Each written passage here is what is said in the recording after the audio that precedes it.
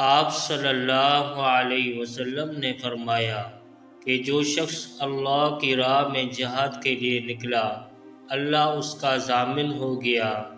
اللہ تعالیٰ فرماتا ہے، اس کو میری ذات پر یقین اور میرے پیغمبروں کی تصدیق نے اس سرفروشی کے لیے گھر سے نکالا ہے۔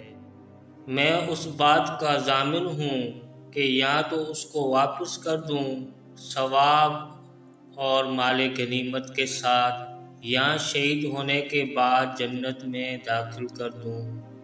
رسول اللہ صلی اللہ علیہ وسلم نے فرمایا، اور اگر میں اپنی امت پر اس کام کو دشوار نہ سمجھتا تو لشکر کا ساتھ نہ چھوڑتا، اور میری خواہش ہے کہ اللہ کی راہ میں مارا جاؤں، پھر زندہ کیا جاؤں، پھر مارا جاؤں، پھر زندہ کیا جاؤں، پھر مارا جاؤں۔ صحیح البخاری حدیث نمبر 36۔